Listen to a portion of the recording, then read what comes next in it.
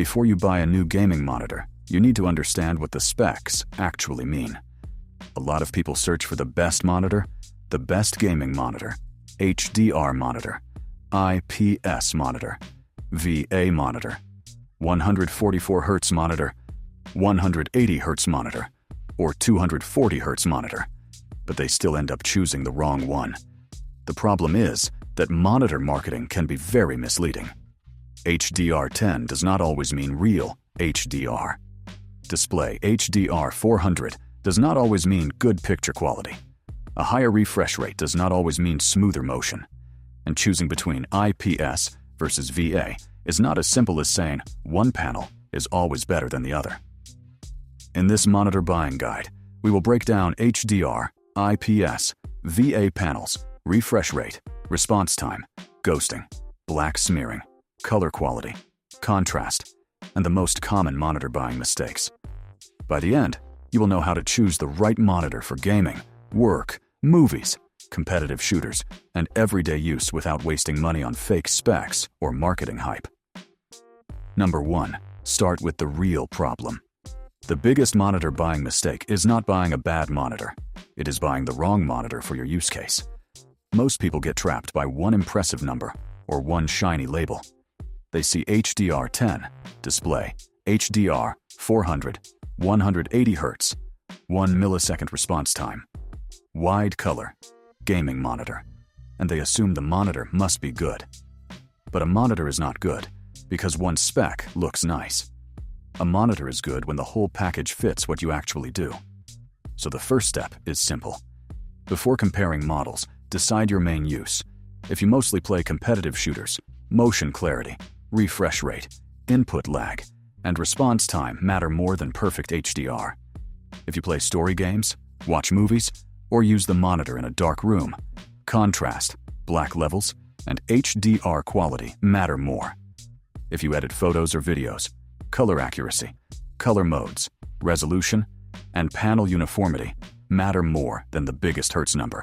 If you use the monitor for school, work, browsing, and gaming together, comfort, text clarity, stand adjustment, and connection options become very important. The reason people regret monitor purchases is that brands often advertise the easiest specs to market, not the specs that matter most. A higher refresh rate is easy to print on the box. HDR10 is easy to add to a product page.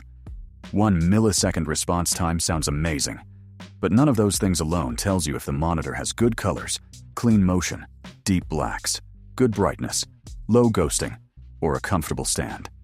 Your goal is to stop asking, which spec is biggest, and start asking, which monitor solves my exact problem?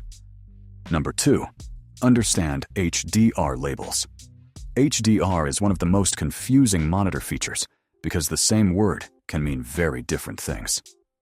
Real HDR should make bright parts look brighter, dark parts stay dark, and colors look richer without crushing detail. A good HDR scene should have a strong difference between a bright sky, a glowing lamp, a shadow, and a dark background. But many budget monitors advertise HDR while barely changing the picture at all. The first label to understand is HDR10. HDR10 usually means the monitor can accept and process an HDR signal. It does not automatically mean the screen has the brightness, contrast, dimming, or color performance needed for a great HDR image.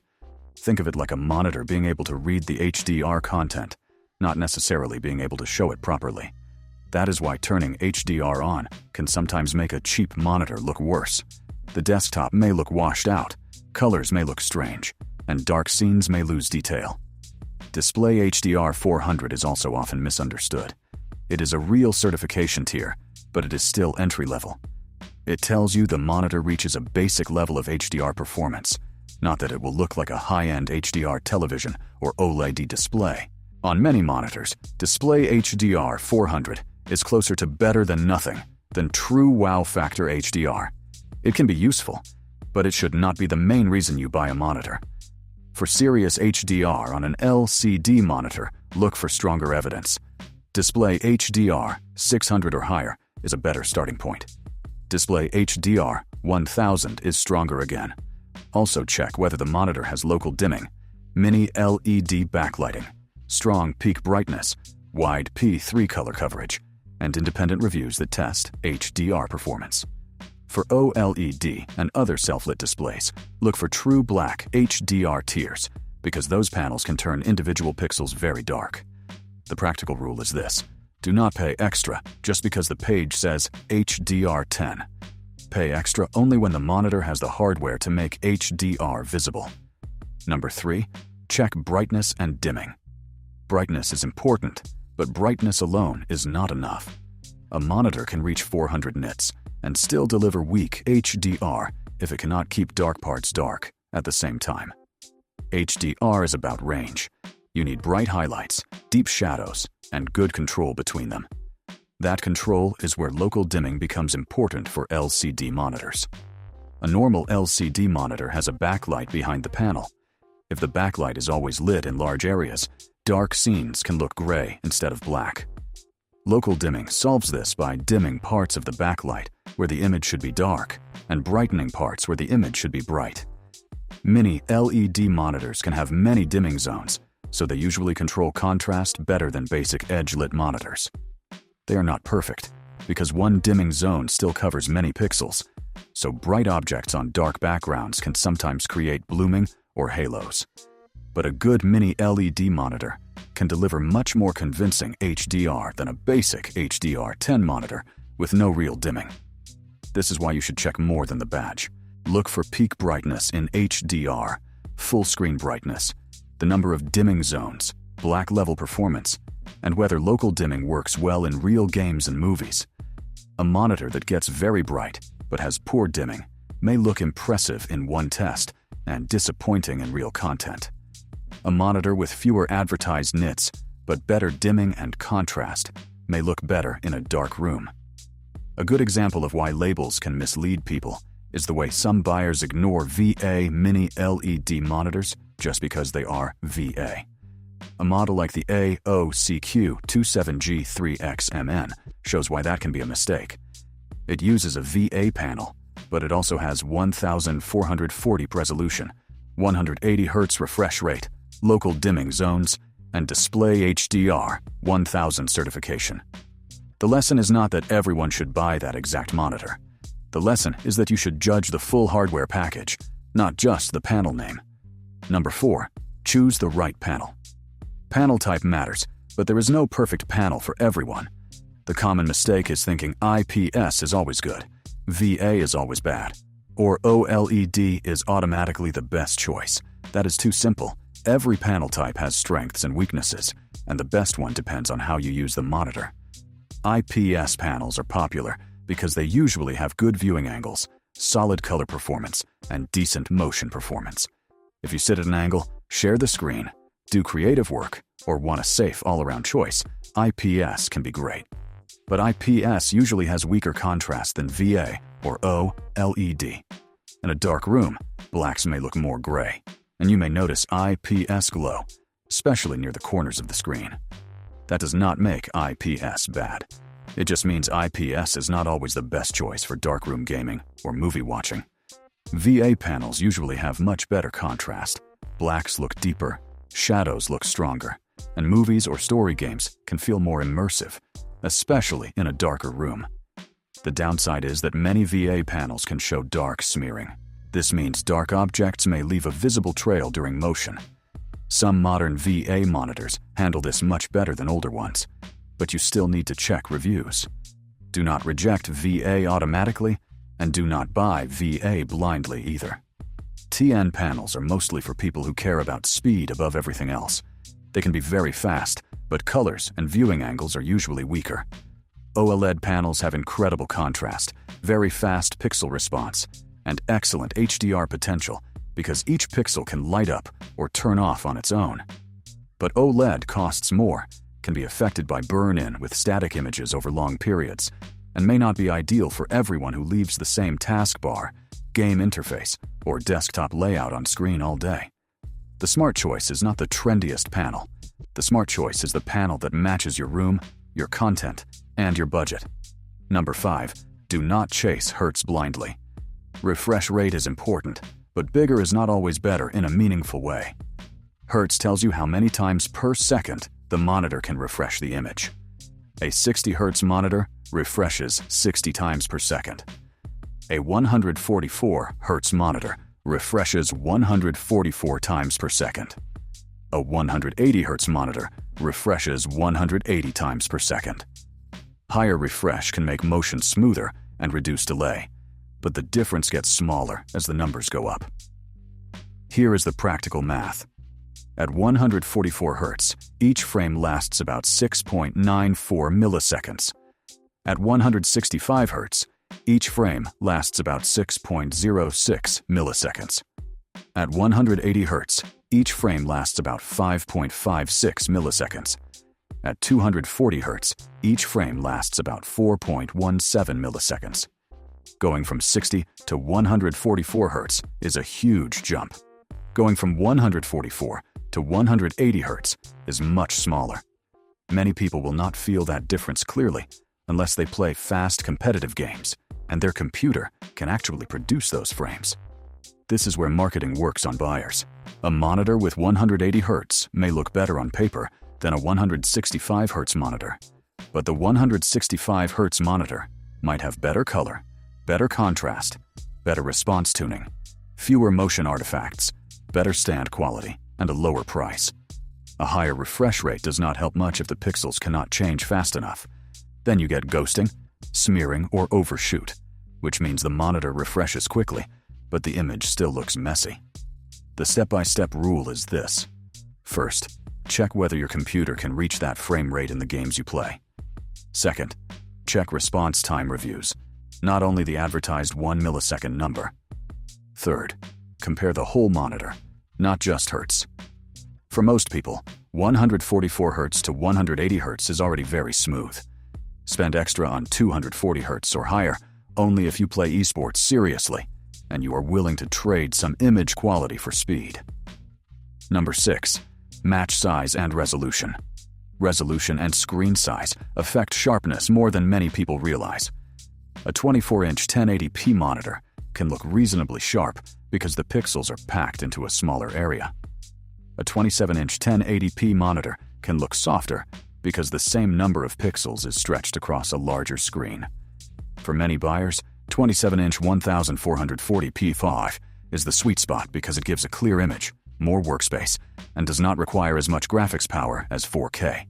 If you want a 32-inch monitor, 1440p can still be usable, but text will not be as sharp as 4K. A 32-inch 4K monitor gives much cleaner detail, but it also needs a stronger graphics card for gaming.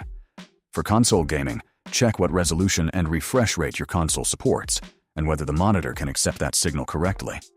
Some monitors can do 1440p at high refresh on a computer, but may be limited with certain consoles because of port bandwidth or supported modes. The mistake is buying a resolution your hardware cannot handle. A 4K high refresh monitor sounds amazing, but if your graphics card cannot run your games well at 4K, you may end up lowering settings or using scaling all the time. On the other side, buying 1080p just because it is cheap can feel disappointing if you sit close to a large screen and notice softness every day. Before buying, decide your target. For budget competitive gaming, 24-inch 1080p with high refresh can make sense. For balanced gaming and work, 27-inch 1440p is often the safest choice. For productivity, editing, and sharp visuals, 27-inch or 32-inch 4K can be excellent if your hardware and budget support it. The right resolution is not the biggest number. It is the one your eyes, desk space, and computer can use comfortably. Number 7. Look beyond response time. The advertised response time on monitor boxes is often one of the least useful specs by itself. Many monitors claim 1 millisecond, but that number is usually measured under ideal settings that may create overshoot. Overshoot happens when pixels are pushed too aggressively, so moving objects can leave bright or inverse trails. This can look worse than normal blur. What you really want is balanced motion. A good monitor should have fast pixel transitions, low input lag, and clean overdrive settings at the refresh rates you actually use. Overdrive is the monitor setting that tries to speed up pixel response. Some monitors have modes like normal, fast, faster, or extreme. The fastest mode is not always the best. On many monitors, the extreme mode creates ugly artifacts, so the medium mode may look cleaner. Variable refresh rate is also important. Technologies like Adaptive Sync, FreeSync, and G-Sync compatible help match the monitor refresh rate to your game frame rate. This reduces tearing and makes motion feel smoother when your frames go up and down. But again, the label is not enough. Some monitors perform well across the whole refresh range, while others have flickering, poor overdrive at lower refresh rates or unstable behavior. The practical way to check motion is to read or watch reviews that measure response times and show pursuit camera tests. Look for comments about ghosting, black smearing, overshoot, input lag, and performance at 60 Hz, 120 Hz, and maximum refresh. This matters because you may not always play at the top refresh rate. A monitor can look good at 180 Hz, but worse at 60 Hz if the tuning is poor. Do not buy only from the box spec. Buy from real motion performance. Number 8. Check ports and daily use. A monitor can have great picture quality and still be annoying if the ports, stand, or features do not fit your setup. Before buying, check the exact connections. DisplayPort is usually the safest option for a gaming computer at high refresh rates. HDMI can also be great, but the version and bandwidth matter. Some monitors have HDMI 2.0, some have HDMI 2.1, and the real supported resolution and refresh rate can be different. Do not assume a monitor supports every mode just because it has an HDMI port. Check how many devices you want to connect. If you have a PC, a console, and maybe a laptop, make sure the monitor has enough inputs.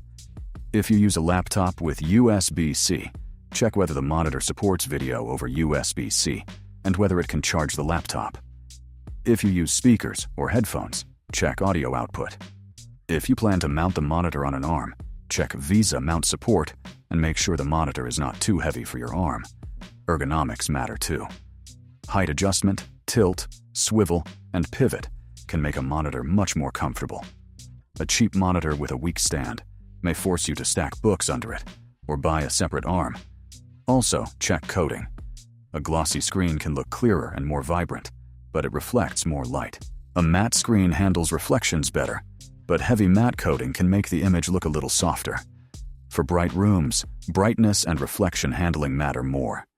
For dark rooms, contrast and black levels matter more. Also think about text clarity. Some OLED and unusual subpixel layouts can make text look less clean for certain users, even when games and movies look amazing. If you read a lot, write a lot, or edit documents for hours, check text clarity in reviews. Daily comfort is not a small detail. It is the difference between a monitor that looks impressive for 5 minutes and a monitor you enjoy using every day. Number 9.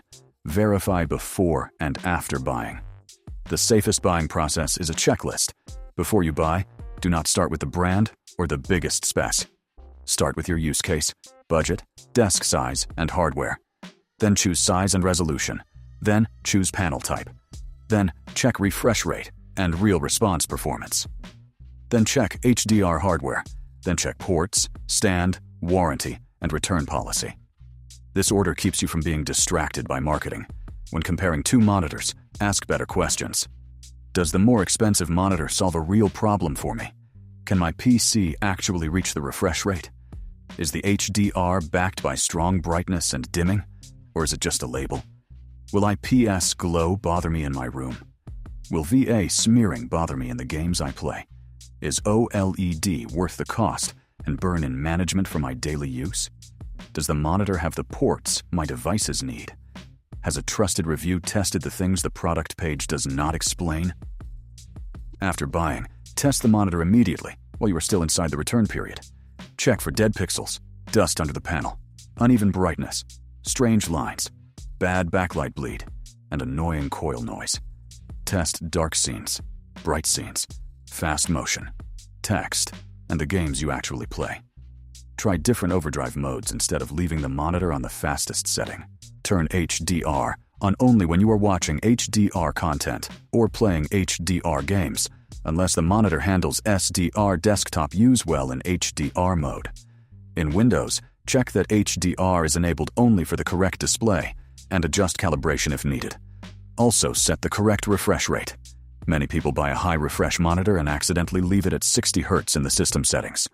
Use the correct cable, choose the native resolution, select the highest supported refresh rate, enable variable refresh rate if you use it, and set the monitor to a good picture mode. If colors look oversaturated, look for informed sRGB mode for normal desktop use. If brightness is too high, lower it for comfort. The best monitor is not only the one you buy, it is the one you set up correctly.